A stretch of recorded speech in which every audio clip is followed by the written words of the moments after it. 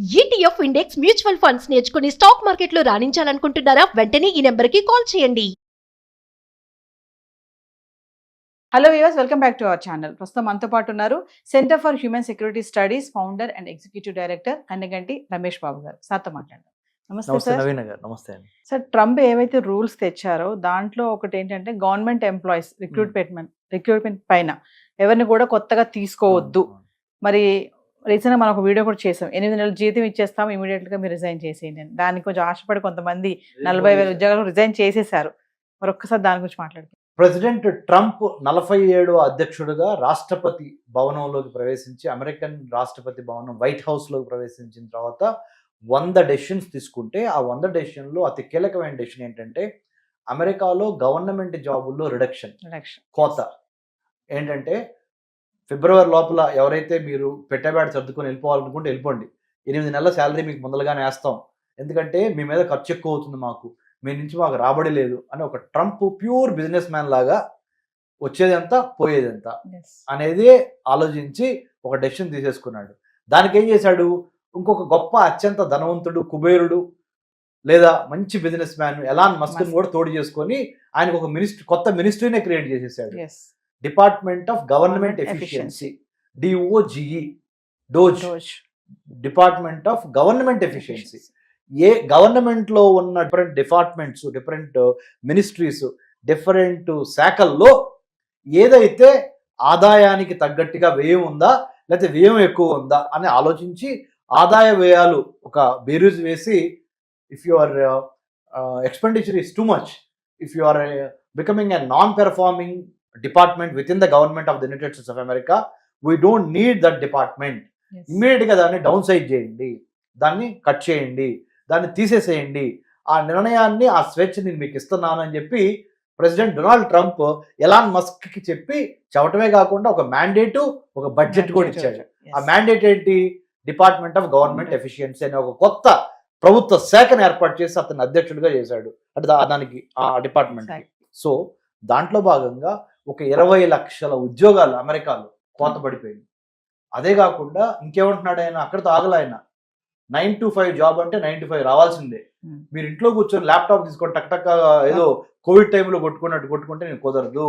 ఇంట్లో కూర్చొని work from home, ఇంట్లో కూర్చొని పిజ్జానో లేకపోతే కేకో చేసుకుంటా అటు ఇటు పరిగెత్తుతా టీవీ చూస్తా మీరు వర్క్ చేయడం కుదరదు. చచ్చినట్టు ఒళ్ళు దగ్గర పెట్టుకొని బాధ్యత, భయము రెండిటితో గవర్నమెంట్ ఆఫీస్కి రావాలి. అది పంక్చువల్ గా రావాలి. అది ఐరిస్ కానీ లేకపోతే తమ్ము ఇంప్రెషన్ కానీ పడాలి. 9కి రావాలి, 5కి వెళ్ళాలి. ఎంత పని చేస్తున్నారు అనే దాని మీద మేము మిమ్మల్ని వాచ్ చేస్తున్నాము అని ప్రెసిడెంట్ డొనాల్డ్ ట్రంప్ ఇచ్చిన అల్టిమేటంతో అమెరికా కుదుపు. అమెరికాలో ఒక ట్రెమర్ అంటే కుదుపులు అనమాట. ఎర్త్క్వేక్ వచ్చినప్పుడు ట్రెమర్ ఎట్లా వచ్చిందో అందరు జనం ఉలిక్కి పడ్డారు. అరే బాబు, ఇక్కడి నుంచి చాలా జాగ్రత్తగా ఉండాలి మనం, ఇతనితో మనవాడు ఏం చేసినా చేస్తాడు, మనవాడు ద మోస్ట్ అన్ప్రెడిక్టబుల్ కదా, గేమ్ చేంజింగ్ డెసిషన్ తీసుకున్నాడు కదా అని చెప్పాడు నవీన గారు. So your right, 20 lakhs job కి సీజ్ అయిపోయింది. ఇంకా రానున్న రోజుల్లో కూడా చాలా డిపార్ట్మెంట్స్ లో కూడా ఎన్నో రకాల డిపార్ట్మెంట్లు ఉన్నాయి అమెరికన్ గవర్నమెంట్ లో.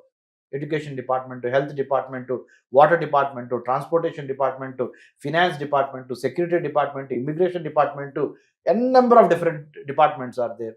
ఆ డిఫరెంట్ డిపార్ట్మెంట్స్ లో నాన్ పెర్ఫార్మింగ్ డిపార్ట్మెంట్స్ ని ఐడెంటిఫై చేసి డౌన్ సైజ్ చేసి అవసరమైతే పార్ట్ టైం తీసుకొచ్చి లేదా ఎరియర్స్ బోనస్ లాగా ఇచ్చేసేసి thank you bye bye employees అని ఒక పింక్ స్లిప్, అంటే పింక్ స్లిప్ ఇవ్వటం అంటే అర్థం ఏంటి, bye thank you we don't need you అనే ఒక దిశగా అమెరికా కూడా వెళ్తాము.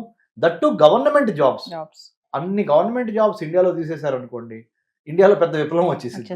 మరి అమెరికాలో విప్లవం వచ్చిందా రాదే చూడాలి. ఇంకా అమెరికా అంటే చలి దేశం కదా, కొద్దిగా విప్లవం త్వరగా రాదేమో.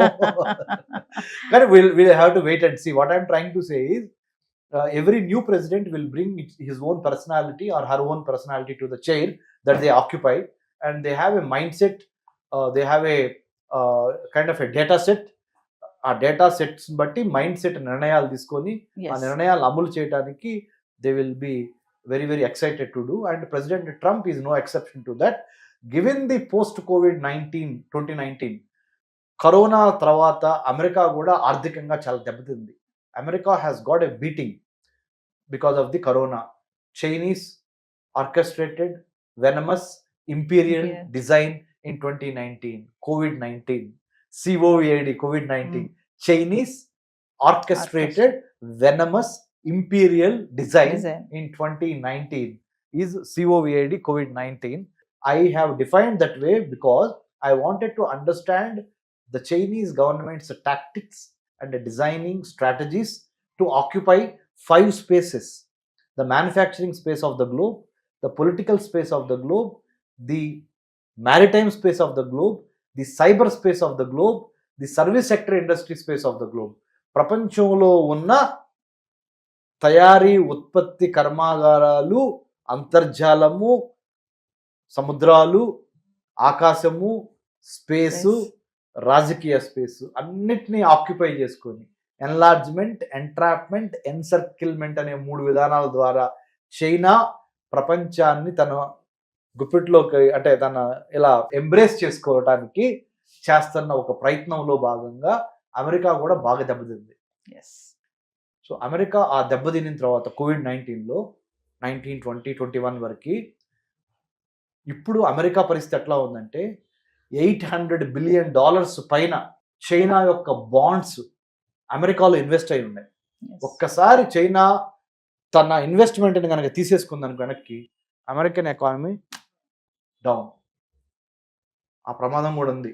సో అందుకనే Trump he is on his toes అంటే అర్థం ఏంటంటే ఇంగ్లీష్లో ఏమని చెప్పాము, president Trump is on his toes అంటే అర్థం ఏంటంటే అత్యవసర పరిస్థితి, ఎమర్జెన్సీలో ఉంది అమెరికన్ ఎకానమీ.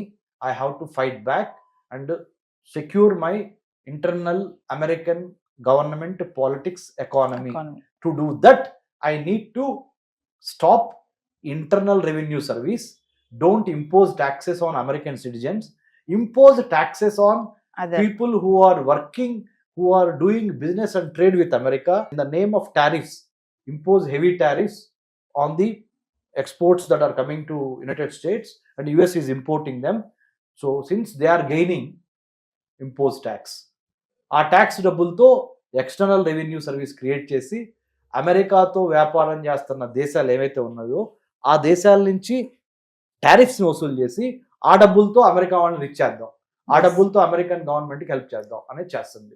కాబట్టి 20 లక్షల జాబులు పోవటం అనేది కొంతవరకు బాధాకరమైనప్పటికీ కొన్ని బ్యాటిల్స్ ఓడిపోయినా వార్ గెలవాలి అంటే ఇది చేయడం తప్పదని డొనాల్డ్ ట్రంప్ భావించాడు. అంటే ఖర్చుల భారాన్ని తగ్గించడానికి కూడా అనుకోవచ్చా సార్ గవర్నమెంట్ ఎంప్లాయీస్ ని తీయడానికి కారణం? ఖర్చుల భారం తగ్గించడము, ఆదాయాన్ని పెంచడము, పని చేయకుండా కాంప్లసెన్సీ అంటే లేజీ ఫెలోస్ ని నిద్ర లేపటం, wake up call, carrot and stick policy అంటారు. బాగా పని చేయండి మీకు క్యారెట్ ఇస్తా, తప్పుడు పనులు చేయండి స్టిక్ పెట్టి కొడతా. This is the policy of the United States of America and the current president Donald Trump. I don't see any fault with that. But in the days to come ఆ పాలసీని ఎంత జాగ్రత్తగా ప్రజలకి ఎక్స్ప్లెయిన్ చేయాలి, ప్రజలకి explain చేసి ప్రజా అభిప్రాయాన్ని గెలుచుకోగలిగితే నువ్వు ఏ పని చేసినా సక్సెస్ అవుతావు. నువ్వు ప్రజల అభిప్రాయాన్ని అస్సలు పట్టించుకోకుండా రుద్దాం అనుకోండి, వాళ్ళ మీద ఫోర్స్ చేసావు అనుకోండి, బికాజ్ నీకు పవర్ ఉంది కదా అని, అది నీకు బూమ్ ర్యాంగ్ అయ్యి కౌంటర్ ప్రొడక్టివ్ అయ్యి చివరికి నువ్వే దెబ్బ తగిలే స్థితికి వెళ్తుంది. So the policy is good, but how successfully, how smartly, how beautifully, how eloquently you get the confidence of the people on the ground for your policy decision that you have taken is what the statecraft is all about. Thank you. Thank you, Naveen garu.